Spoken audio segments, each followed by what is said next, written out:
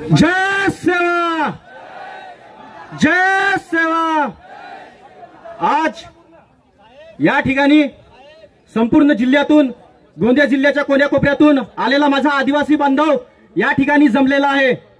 हक और अधिकार की लड़ाई में निमंत्रण नहीं भेजे जाते, लेकिन जिसका जमीर जिंदा होता है वो खुद चले आते हुए। तुम्हारा जमीर जिंदा है, इसलिए तुम यहाँ पर आए हुए हो लोगो।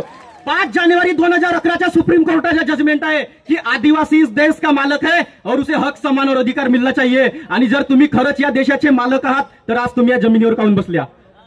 मुद्दा आहे की नाही?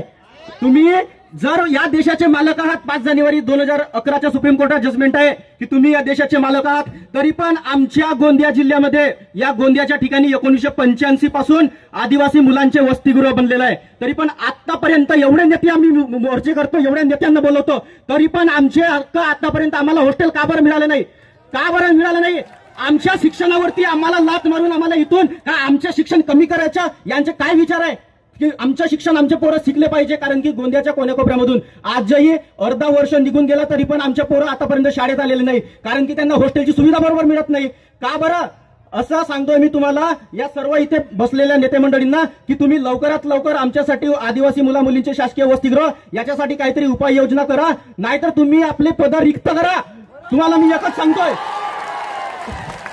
तुम्ही जर आपले पद रिक्त करत नसाल तर ते पण आम्हाला सांगून द्या, आम्ही पुन्हाहून याच ठिकाणी येऊ आणि याच्यापेक्षा मोठं आंदोलन मुंबईच्या मंत्रालयावर करू, एवढी आम्ही अपेक्षा तुम्हाला देतोय। आणि तो महाराष्ट्राचा राज्यमंत्री काय म्हणतोय बंजारा समाजाच्या आंदोलनामध्ये जाऊन, मेरा तुम्हारे समाज को समर्थन है। अरे बापू, तू आमच्या आदिवासी समाजाचा राज्यमंत्री आहेस की बंजारा समाजाचा राज्यमंत्री आहेस? मला सांगतोय, इथे जर तो राज्यमंत्री त्यांना जर समर्थन देत असेल तर आमचे 25 आमदार तुम्ही त्यांना डायरेक्ट सांगा, आम्ही इथे राजीनामा देतो, नाहीतर तुला आम्ही बडतर्फ करतो। सरळशी गोष्ट आहे, कारण की आमच्या या गोंदिया जिल्ह्यातच नव्हे तर हा प्रश्न संपूर्ण भारत देशामध्ये लागलेला आहे। आणि काय म्हणतात, हैदराबाद गॅजेट, हैदराबाद गॅजेट, हैदराबाद गॅजेटचा जीआर नाही चालत। ज्या समाजाला, आदिवासी समाजामध्ये जर आरक्षण पाहिजे असेल तर जात चोरी करून होत नाही, आदिवासी समाज में पैदा होना पड़ता है। आणि तुम्हाला सांगतोय, हैदराबाद गॅजेटचा जीआर चालणार नाही तर संविधानाचा बाप बाबासाहेब बीआर चालेल, बीआर, बाकी दुसरे कोणी चालणार नाही। म्हणून तुम्हाला आम्ही सांगतोय की आमच्या गोंदियामध्ये जर तुम्ही आम्हाला एका वर्षामध्ये जर आम्हाला आदिवासी मुला मुलींचे जर हॉस्टेल, जर कधी शासकीय इमारत नाही मिळेल तर आम्ही तुमच्या कार्यालयावरती पहिले आंदोलन करू आणि दुसरं आंदोलन मंत्रालयावरती करू। आणि मला बोलण्याची थोडा संधी कमी दिली तरी पण मी सांगतोय, कारण की हा आमचा इथं कोणत्या नेते मंडळींनी नाही तर कोणत्याही एका आयोजकाने नाही किंवा एखाद्या जातीने नाही, तर हा संपूर्ण समाजाचा मोर्चा आहे। आणि मी तर बोलणार, मान्य आहे का तुम्हाला?